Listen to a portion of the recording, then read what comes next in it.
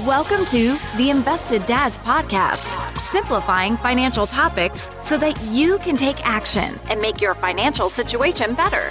Helping you to understand the current world of financial planning and investments, here are your hosts, Josh Robb and Austin Wilson. All right. Hey. Welcome back to the Invested Dads Podcast, a podcast where we take you on a journey to better your financial future. I'm Austin Wilson, co-portfolio manager at Hixon Zuercher Capital Management. And I'm Josh Robb, director of wealth management at Hixon Zuercher Capital Management. Austin, how can people help us with our podcast? Please subscribe. If you're not subscribed, and that way you get new episodes when they drop on your podcast player each and every Thursday. And we'd love it if you'd visit our website at theinvesteddads.com, and you can sign up for our weekly newsletter where you'll get a nice email with a link to listen as well as some fun show notes. So go ahead and do that right now. While this is playing in the background, while you go sign up for that and subscribing, we're going to talk about our episode. Yeah. So today, Yes. I want to let everyone know that I am a little nerdy. I like Microsoft Excel. It's a good program. It's a good program. I kind of live and breathe it. I spend a lot of time in Microsoft Excel, built a lot of really cool models over the years. I believe it's the single most effective way to analyze and manipulate data in the business world right now. And I really, truly believe that mastering it is one way to set yourself apart from other employees so you can maybe get promotions and new jobs and good opportunities or candidates in the job application process. So what I'm going to be talking about today is 10. And yes, Josh, 10. I picked a round, easy number everyone can remember, but my top 10 ways to move from the novice or beginner realm of Excel knowledge to what I would consider would be intermediate. Okay. And I think that even as intermediate, if you know all of these, you're going to be light years ahead of your peers and light years ahead of your fellow job applicants. So as a matter of background, my knowledge really picked up as I took an Excel for Finance class. I think it was my sophomore year in college. And that actually made me have a random thought. So as my sophomore year, how do you spell sophomore? S-O-P-H-O-M-O-R-E. Why the heck do people, specifically in this part of the Midwest, the northwestern Ohio area, I hear it a lot, say Southmore? S-O-U-T-H-M-O-U-R-E. Oh, yeah? I never really noticed that. People who I know, who you know, say Southmore. Southmore. Southmore's not a word. No. So anyway, I don't know. When as I was typing the word sophomore in my note here, I was like, why do people say Southmore up here? That's probably another discussion for another day. Yeah. It might have a real reason, or it's just like Warsh. People are just wrong. Oh. Anyway, I digress. But back to Excel. It was really my first job after college, where I was a financial analyst at Cooper Tire, handling a lot of Excel sheets for various things at the time, that I became pretty efficient. I learned from colleagues, tips and tricks and stuff like that, and that was great. But it was the on-the-job work that really just made things sink into me. And I think that, when you use it in a real world, because it becomes a matter of necessity to do your job well or do it quickly, I think that's the best way to learn. So at that point, I was managing a lot of data, needing to get quick analysis as a result of that. So that's kind of how I got to be where I am today. Now I use it for stock research and financial statement analysis, all kinds of different things that go way beyond even what we're going to talk about today. But I use it a lot. I love it. So let's just get right to it, Josh.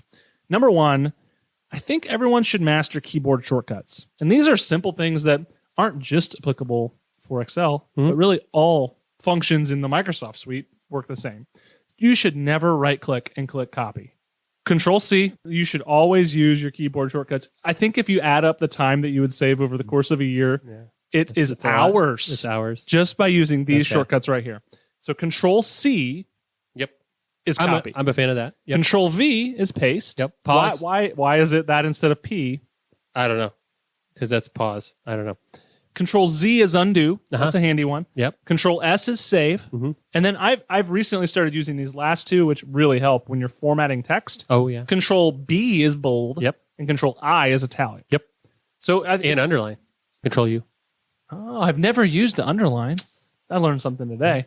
That's cool. So those keyboard shortcuts alone, many hours over the course of a year saved. Weeks, years over the course of a career could really set you apart. Now, I do believe it tells you those shortcuts when you're looking for them in most of the programs. Like if you hover over it or whatever. Or even if you go to the edit and then you're going to go copy, I think beside it, it will say Control-C. So if you ever forget, I think it shows it to you. Or they're trying to get a encourage little you to cheat use it. sheet for your desk or Yeah. something Oh, like yeah. that. So that's While number you're one. learning it, it's a good thing. Absolutely. That's number one. Number two, conditional formatting. Yes. Super helpful if you're looking at data and trying to look at it visually based on a set of terms and conditions that you kind of decide whether you want highest to lowest or ranked or lowest to highest or whatever you want to do.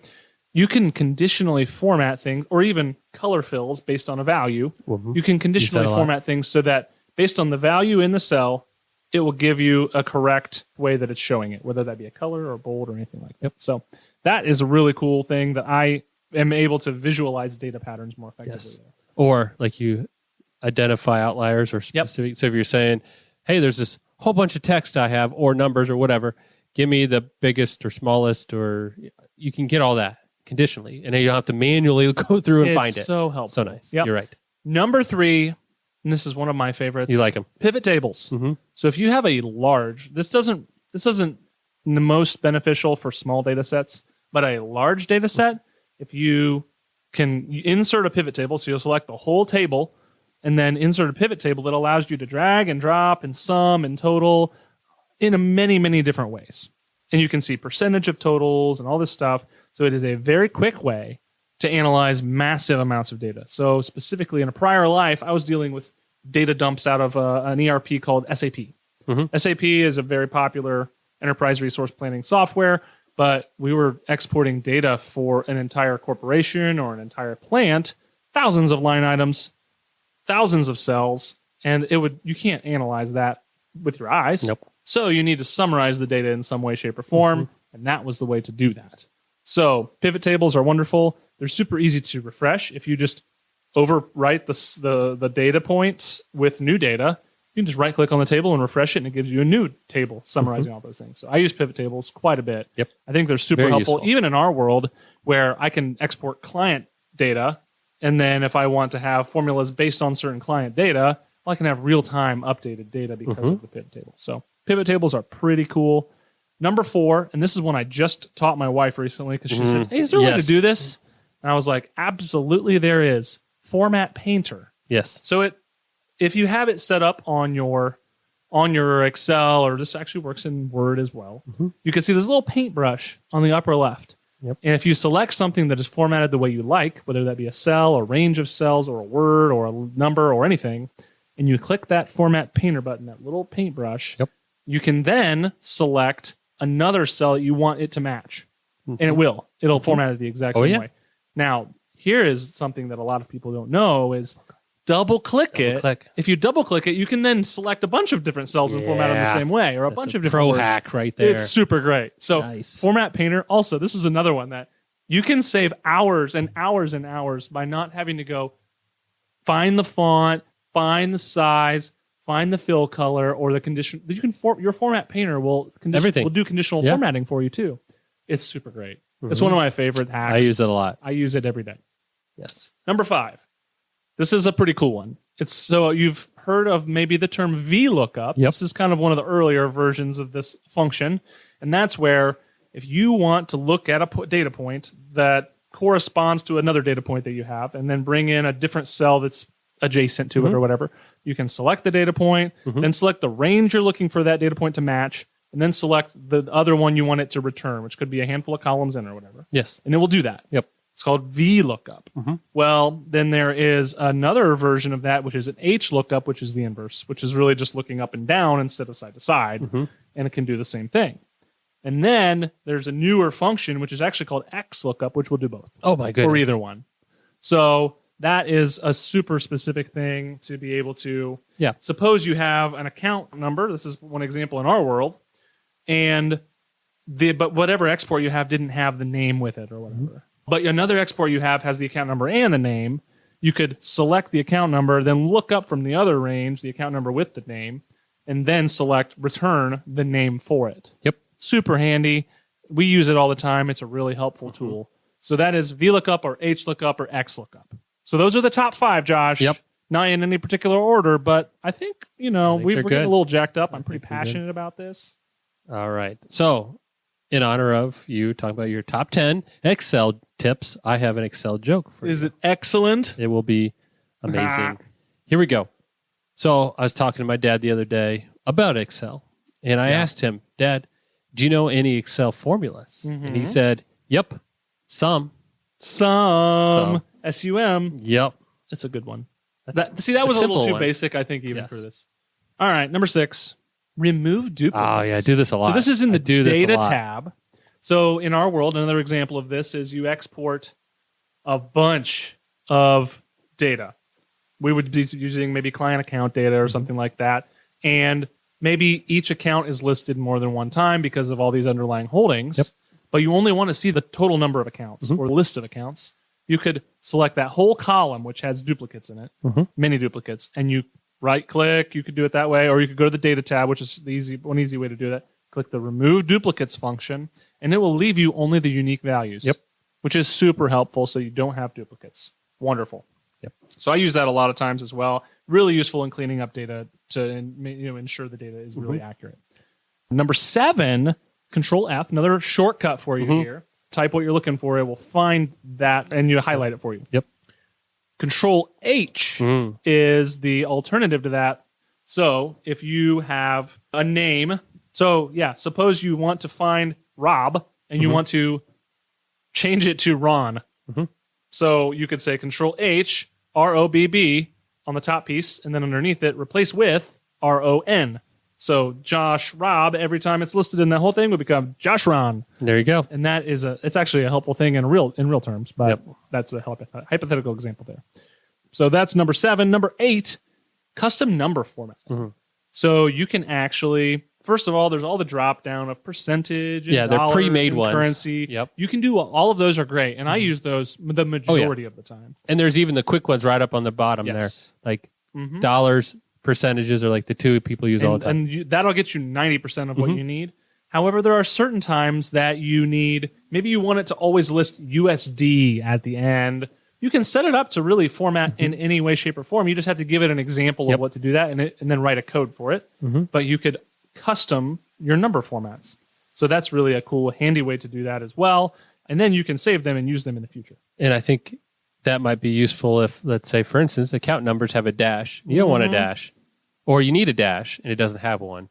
Those are a lot of times. Phone numbers. Yeah. There's a pre-built one for phone numbers. But if you like a certain way a phone number shows up, maybe you don't like the brackets, you can do it different.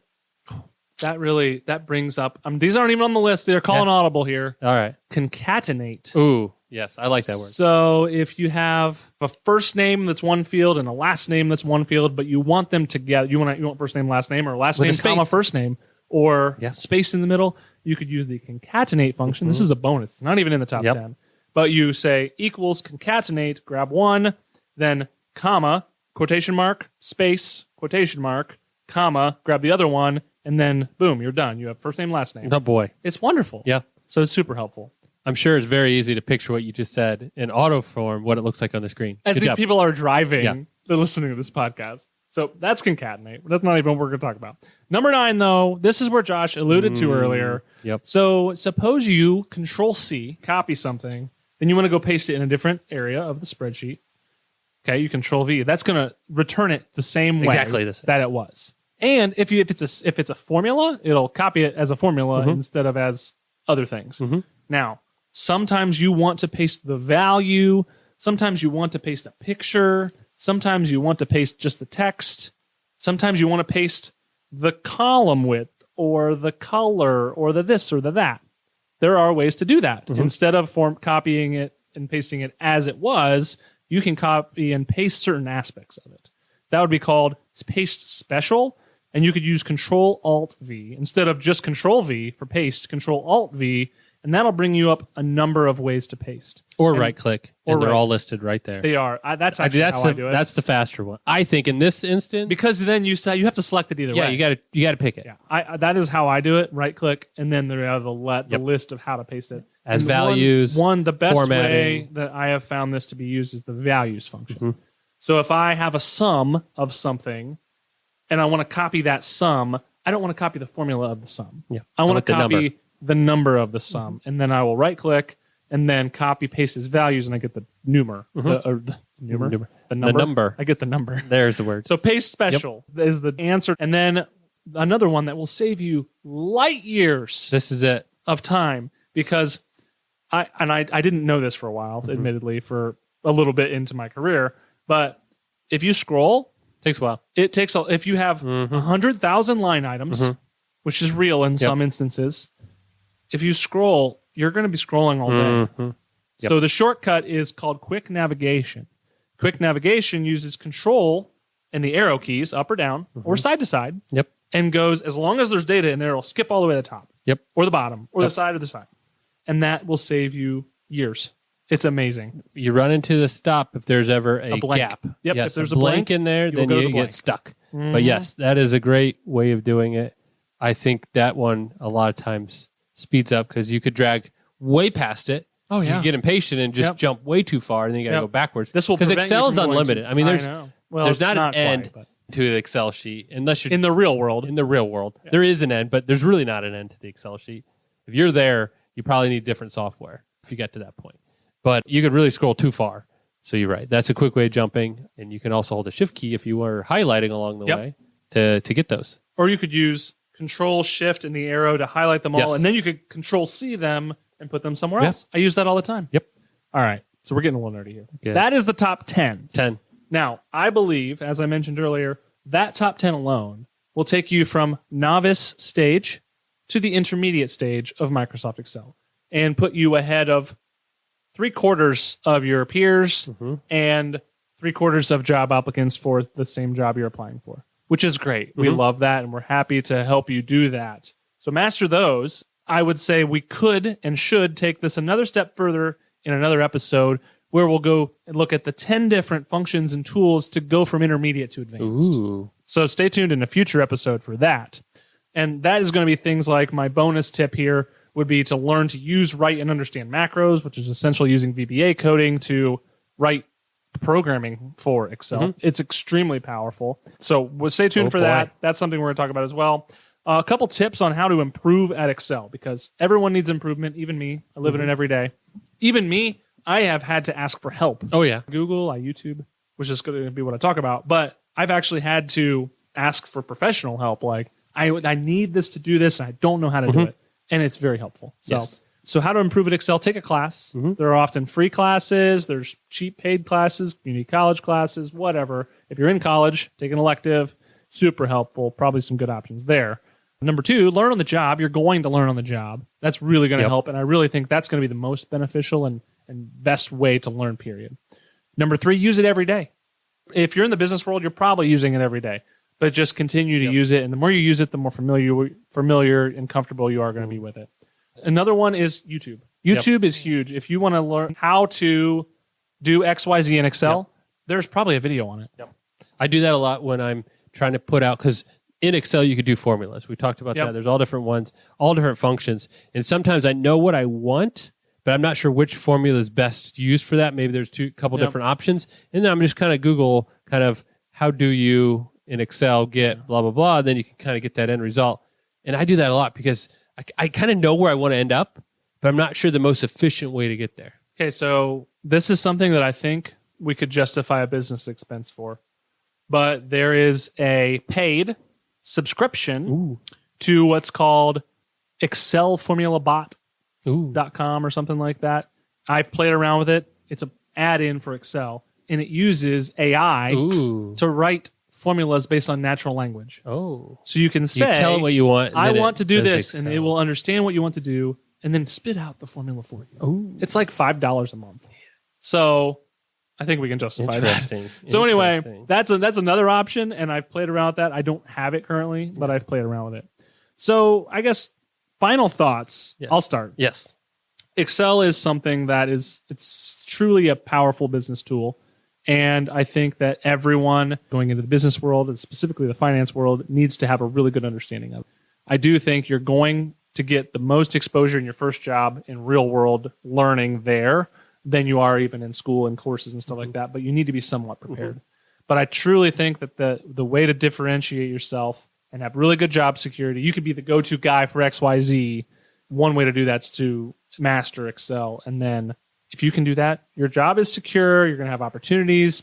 You're going to have chances to lead and chances to be the point guy for XYZ. it's a great thing. So take advantage of it. I think it's a powerful tool. But if the converse is also true, if you're not as good at Excel as maybe your colleagues or as your peers for this job application or whatever, you're probably going to be overlooked for opportunities or for promotions or for the job. So at least be up to par.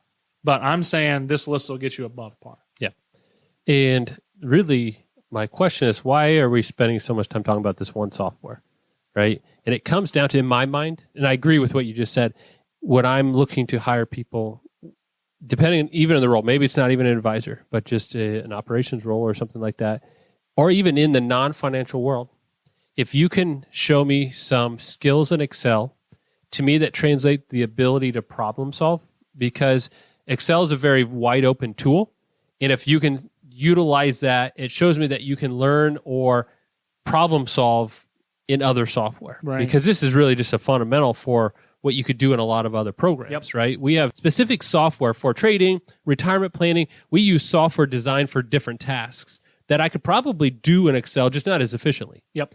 And so for me personally, when I'm looking at this, the reason why Excel is so important is because it really drives back to the ability to take a problem and navigate around it, to say, I know what I want. Like I talked about, when I'm Googling, I know what I want. Can I take this software and manipulate it to get me my end result? Yep. And if you can show me your ability to do that, then I have high confidence you can also take a program or a problem somewhere else and take the same mindset approach to solving it. So that's why I like Excel, and watching people or seeing how they utilize it is just to say, how can you take this and show me your problem solving skills? Yep. That's really how I see it as a benefit as a candidate, especially for job applications, is to say, hey, look, this is a program that's very open that I am comfortable in and figuring out the issue or the problem. Absolutely. Well, thank you for listening. If you had someone, asking about Excel, you can share this episode with them. Hopefully it would help them out. We'd love it if you'd subscribe and leave us a review on Apple Podcasts or Spotify. And don't forget to check us out on social media. We're active on Instagram, Twitter, Facebook, and we'd love to connect with you there. If you have any questions or content ideas, shoot us an email at hello@theinvesteddads.com. And until next Thursday, enjoy your spreadsheets and have some fun with that. And we'll see you then. All right, talk to you later. Bye. Thank you for listening to the Invested Dads podcast. This episode has ended, but your journey towards a better financial future doesn't have to. Head over to theinvesteddads.com to access all the links and resources mentioned in today's show. If you enjoyed this episode and we had a positive impact on your life, leave us a review, click subscribe, and don't miss the next episode. Josh Robb and Austin Wilson work for Hicks & Zerker Capital Management. All opinions expressed by Josh, Austin, or any podcast guests are solely their own opinions and do not reflect the opinions of Hicks & Zerker Capital Management. This podcast is for informational purposes only and should not be relied upon for investment decisions. Clients of Hicks & Zerker Capital Management may maintain positions in the securities discussed in this podcast. There is no guarantee that the statements, opinions, or forecasts provided herein will prove to be correct. Past performance may not be indicative of future results. Indices are not available for direct investment. Any investor who attempts to mimic the performance of an index would incur fees and expenses which would reduce returns. Securities investing involves risk, including the potential for loss of principal. There is no assurance that any investment plan or strategy will be successful.